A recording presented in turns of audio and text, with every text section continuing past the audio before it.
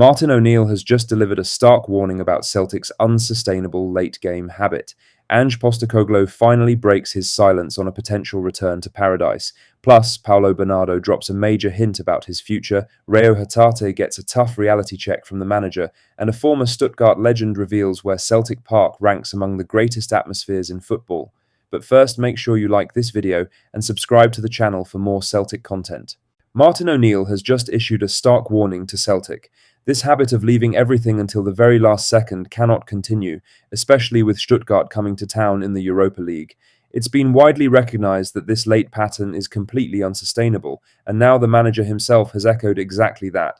The Celtic manager has watched his side rescue results deep into stoppage time in 3 successive matches, twice in the league, once in the cup. A 97th minute winner was needed to beat Kilmarnock at Rugby Park on Sunday, while late goals were also required to get past Dundee and Livingston.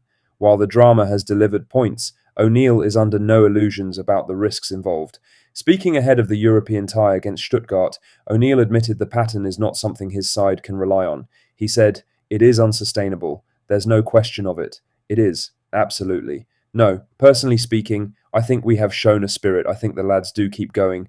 But at the end of it all, it seems as if it's something that you're almost planning. It's not. It's not. And it's not good for my heart at all. But it's not something you're planning. And just because it's happened in 3 very, very quick games, we could play this game and we could concede in the 93rd minute. The only thing I will say about it is that I genuinely do believe that they want to keep going.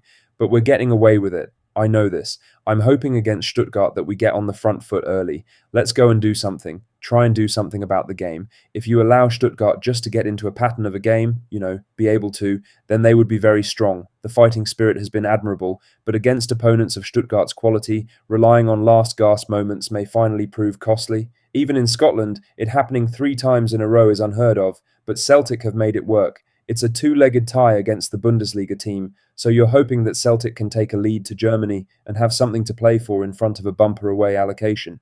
Now for the main story, as Ange Postecoglou has given a direct response when questioned about a potential return to Celtic. His brand of football was electric, his passion unquestionable. Now he's addressed the prospect of heading back to Glasgow. His answer left little room for interpretation. Postecoglou walked into Celtic Park in the summer of 2021 with eyebrows raised and patience thin.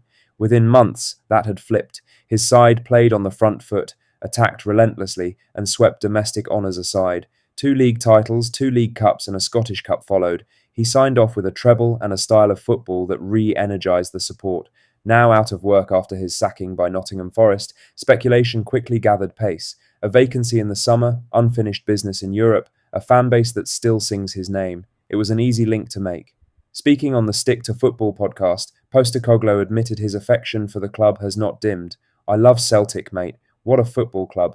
If I was younger, I probably would have stayed there longer. I probably would have stayed there 3-4 years. I think I could have made progress with them in Europe. That line will linger. European progress was the one gap in his time at Celtic. He felt there was more there. But the romantic notion ends there. In terms of going back, I don't go back. I just don't think that's kind of been my career. Whatever the next step is, it'll be something new, something I can make an impact on, somewhere I can win things. It was a great experience. To be within a community that's just so passionate, it's crazy how passionate they are about their football club. I was fortunate we had success. It's a positive experience. But I loved every minute of it. I look back on it fondly. I won't go back. I don't think that's kind of how my career's played out. That is as clear as it gets. There is no hint of keeping the door ajar, no vague language. He does not go back. For Celtic, the focus remains elsewhere. The club are searching for a permanent manager ahead of the summer. The title race is live, and Martin O'Neill and his staff have a job to finish before anything else. In other news, Celtic midfielder Paulo Bernardo has hinted at what the future could hold as he struggles to break into the team. The midfielder has started just 6 games all season and has been used another 11 times from the bench across all competitions. That is not where he expected to be 18 months after signing a 5-year deal at Celtic. Bernardo arrived on loan from Benfica with a bit of an edge about him.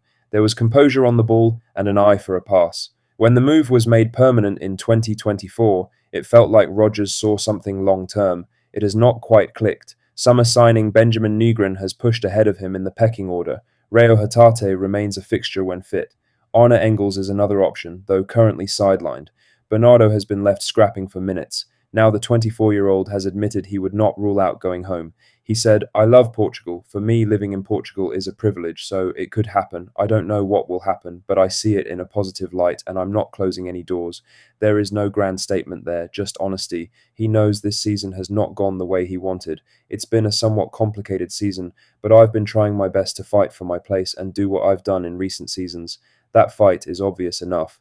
When he has come on, there has been energy. There has also been frustration. He wants to start games, not chase them. Celtic's midfield is not short of quality, but it is not untouchable either. Hatate's form has dipped, and Engels is currently dealing with injury issues. The schedule is relentless, and the Europa League play-off against Stuttgart will demand fresh legs and clear heads. All it takes is one strong cameo, one decisive contribution, and the picture shifts. Bernardo is at that point. He is not agitating for a move. He is not throwing his toys out of the pram, but he is keeping his options open. For Celtic, the next few weeks could shape the next few years. If he takes his chance, the 5-year deal starts to make sense again. If he doesn't, Portugal might not just be a fond thought. In other news, Reo Hatate could find himself with an unexpected opportunity to reassert his place at Celtic as Arne Engels' injury reshapes Martin O'Neill's midfield options. Hatate was once a guaranteed starter, one of the first names on the team sheet during his best spells in Glasgow. This season, however, his form has dipped badly, and he has slipped out of regular contention. Even when handed a start at the weekend, it proved a difficult afternoon. The Japanese midfielder struggled to impose himself and was withdrawn at halftime after an ineffective display. Alex Oxlade-Chamberlain was introduced in his place and brought a measure of control, but with the Englishman not registered for Europe, Hatate could yet be called upon again in the coming weeks. With Engels sidelined, the door is at least ajar, even if patience among supporters is wearing thin. Speaking ahead of the Europa League tie against Stuttgart, Martin O'Neill revealed he has already sat down with Hatate to discuss his situation and his mindset going into the run-in. He said, "I don't think that's the case. It might have existed in the last couple of months or something. You think going back to Rio and Maida, but since the window he just has to try to regain form. He has said to me he wants to really knuckle down. Some of these lads are maybe concerned about not getting into World Cup squads in the summertime. That eventually will be a byproduct of what you do here. He's got to really knuckle down and be the player he was. I think you'd tell me he was a proper player about 2 years ago. I just think he's searching for form. I think that's what it is.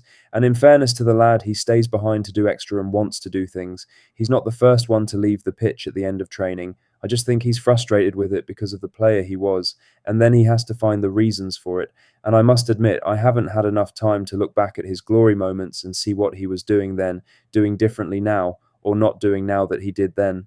That's all the latest Celtic news for today. Make sure to hit that like button, subscribe if you haven't already, and drop a comment below with your thoughts. I'll see you in the next one. Hail, hail.